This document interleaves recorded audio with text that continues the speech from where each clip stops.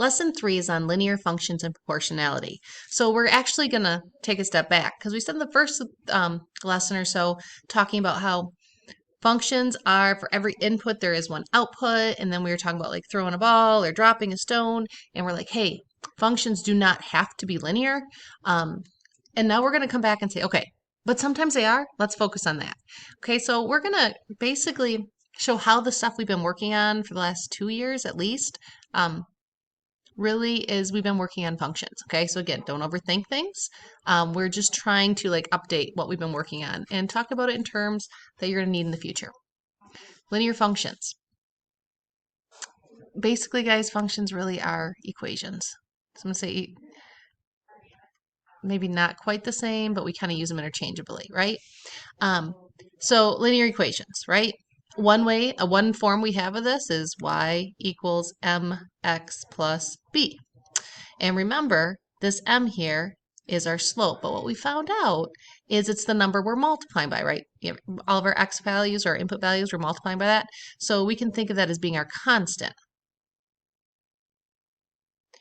And then proportionality. So if you think back to like 7th grade, proportionality, to be proportional, guess what? It had to have a constant.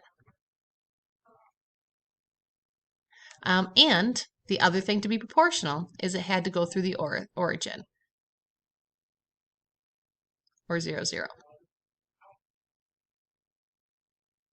Okay, so this is basically what we kind of did in 7th grade, that main idea of proportionality.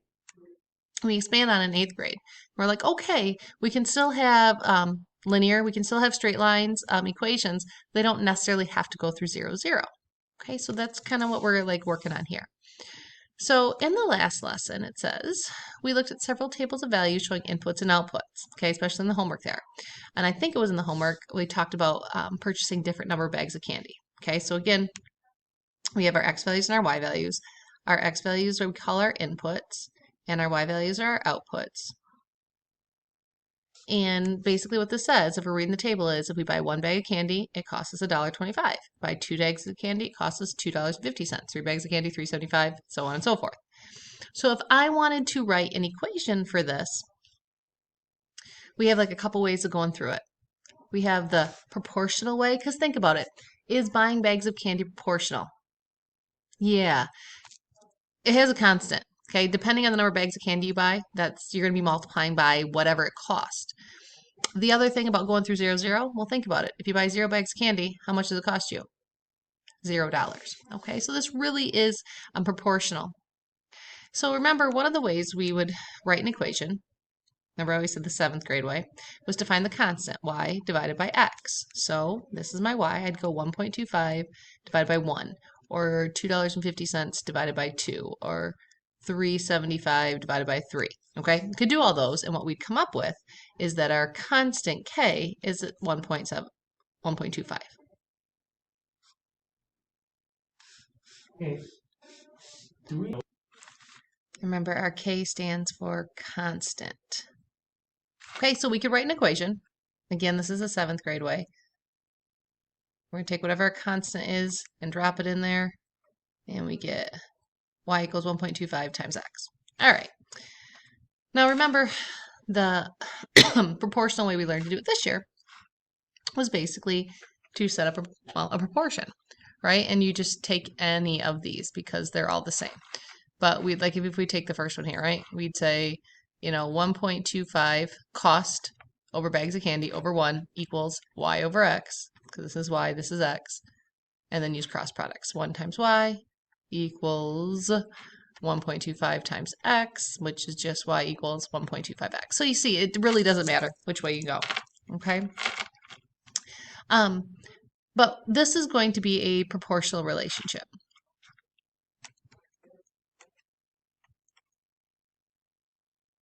And it's going to be proportional because there's a constant. We write our equations, we're multiplying by 1.25 each time. And basically, if you bought 0 bags of candy, you would spend $0. Okay? So if I were to graph this, and this is going to be a really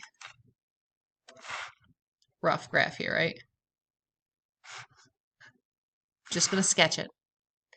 Um, like if we put, hey, this was bags of candy, and this was the cost.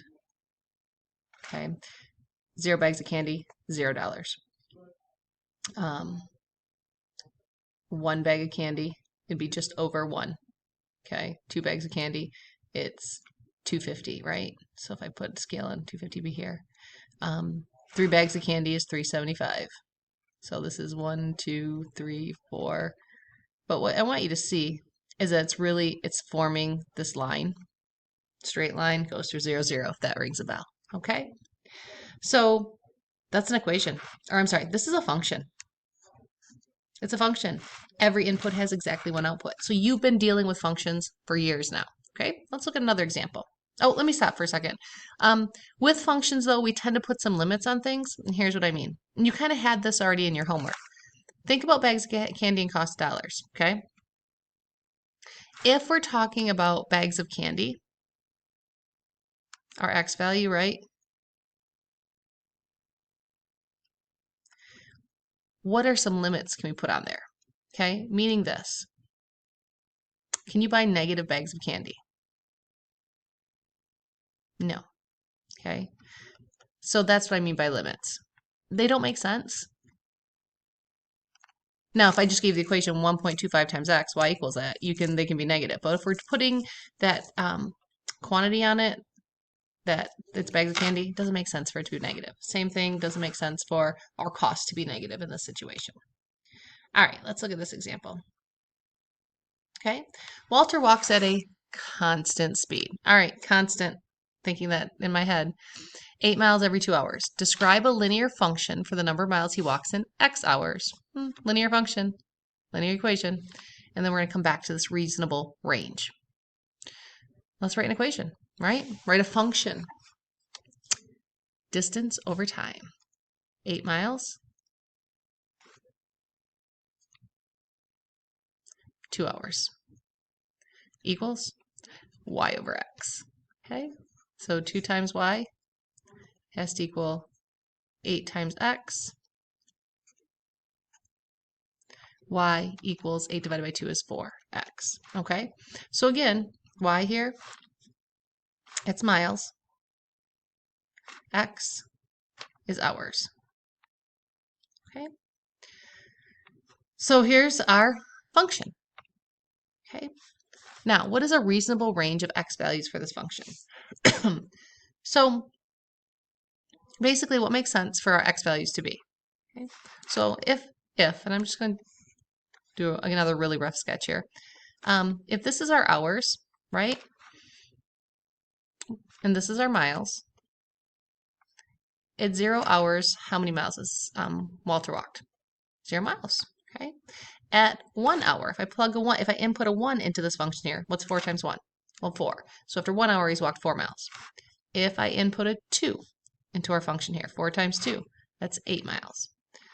If I input a 10, right here, 4 times 10 is 40, okay?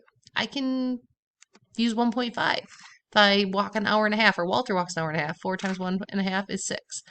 Okay, so notice these values, right? We have this function, we can come up with a table of values, but what's a reasonable range of x values? Okay, again, it's like the bags of candy. They can't be negative. Is he going to walk a negative number of hours, Walter? No. So that's kind of starting to think past just putting numbers in. What do they mean? Our x values have to be greater than 0. Greater than or equal to, you walk 0 hours, right? And the real reason is just because negative numbers just don't make sense.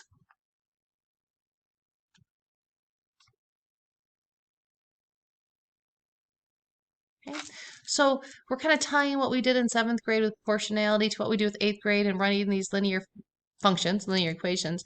And then we want to take it a next step. We want to say, okay, if we're dealing with real life things here, real life functions, what are the limits that we have on the types of numbers we can input into these functions?